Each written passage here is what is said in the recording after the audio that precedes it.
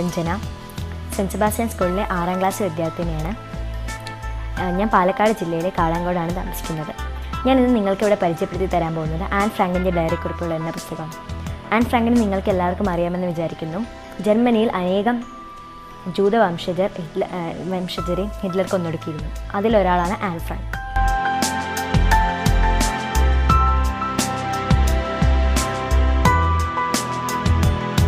ഹിറ്റ്ലറെ പേടിച്ച് ആൻ ഫ്രാങ്കും അവളുടെ കുടുംബവും ഒളിഞ്ഞ് താമസിക്കുകയായിരുന്നു. അതിനിടയിൽ അവൾക്ക് കൂട്ടുകാരൊന്നും ഉണ്ടായിരുന്നില്ല. അപ്പോൾ അവൾക്കൊരു അടുത്ത കൂട്ടുകാരിയെ വേണം, അവളുടെ രഹസ്യങ്ങൾ വേറെ ആർക്കും അറിയരുത് എന്ന് പറഞ്ഞൊരു കൂട്ടുകാരിയെ കിട്ടിയത്. അതാണ് അവളുടെ ഡയറി, കിറ്റി എന്ന അവളുടെ ഡയറി. ഞാനിത് വായിക്കുമ്പോൾ ഞാനാണ് ആ കിറ്റി എന്ന് വിചാരിച്ചാൽ വായിച്ചത്. ഇവരിങ്ങനെ ഒളിഞ്ഞു പോകാൻ കാരണം ഹിറ്റ്ലർ ഈ ജൂതരെ ഒക്കെ കൊന്നൊടുക്കിയിരുന്നു. ആൻ ഫ്രാങ്കിൻ്റെ ബന്ധുക്കളെ, കൂട്ടുകാരെ എല്ലാവരെയും കൊന്നൊടുക്കിയിരുന്നു. ഇവളുടെ അച്ഛനെയും ചേച്ചിയെയും ഈ കോൺസെൻട്രേഷൻ ക്യാമ്പുകളിലേക്ക് വിളിച്ചു. ഇതിൽ തുടർന്ന് പേടിച്ചാണ് അവർ ഒളിഞ്ഞ് കഴിഞ്ഞത്.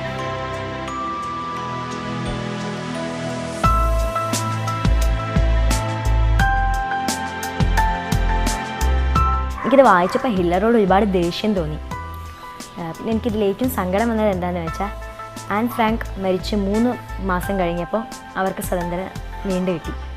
അപ്പോൾ ആൻ ഫ്രാങ്ക് ഈ 3 മാസം കൂടി ഒന്ന് ജീവിച്ചിരുന്നെങ്കിൽ എന്ന് എനിക്ക് തോന്നി. ഇവർക്ക് ഇങ്ങനെ സ്വാതന്ത്ര്യം തിരിച്ചു കിട്ടിയിട്ട് അവളുടെ അച്ഛൻ ഓട്ടോ ഫ്രാങ്ക് തിരിച്ചു വരികയായിരുന്നു. അപ്പോഴാണ് ഇവളുടെ അമ്മയും ചേച്ചിയും അവളും മരിച്ച വിവരം അറിയുന്നത്. തകർന്നു പോയിരുന്നു അപ്പോൾ ഓട്ടോ ഫ്രാങ്ക്. എല്ലാം നഷ്ടപ്പെട്ടു എന്ന് വിചാരിച്ചിരുന്ന ഓട്ടോ ഫ്രാങ്കിന് എല്ലിയാണ്, എല്ലാം നഷ്ടപ്പെട്ടിട്ടില്ല, ഇത് ഇപ്പോഴും ബാക്കിയുണ്ടെന്ന് പറഞ്ഞു കൊടുത്തത്. അങ്ങനെ ഓട്ടോ ഫ്രാങ്കിൽ നിന്ന് നമുക്കിത് വായിക്കാനുള്ള അവസരം കിട്ടി. ഇതിൽ എനിക്ക് ഏറ്റവും ഇഷ്ടപ്പെട്ട ഒരു ഭാഗം ഞാൻ നിങ്ങൾക്ക് വായിച്ചു കേൾപ്പിച്ചത്. വെറുതെ ഒരു രസത്തിന് വേണ്ടി ഞാൻ നിന്നോടൊരു കാര്യം പറയാം. പുറത്തു പോകാൻ അവസരം കിട്ടിയാൽ ആദ്യം എന്തു ചെയ്യാനാണ് ഓരോ ആളിൻ്റെയും ആഗ്രഹം എന്നതിനെക്കുറിച്ച് ഞങ്ങൾ ചർച്ച നടത്തിയിരിക്കുന്നു. മാർഗോട്ടും മിസ്റ്റർ വാൻഡാനും ആഗ്രഹിക്കുന്നത് നിറഞ്ഞു കവിയുന്ന ഒരു ചൂടുവെള്ളം നിറച്ച് ടബിൽ അരമണിക്കൂർ ഇറങ്ങിക്കിടന്ന് വിസ്തരിച്ചൊരു കുളിയാണ്. മിസ്സസ് വാൻഡാൻ ആഗ്രഹിക്കുന്നത് പുറത്തുപോയി ക്രീം കേക്കുകൾ അകത്താക്കാനാണ്. ലുസലിൻ്റെ ഏക ആഗ്രഹം അയാളുടെ ഭാര്യ ലോർഡ് ജയെ കാണുക എന്നതാണ്.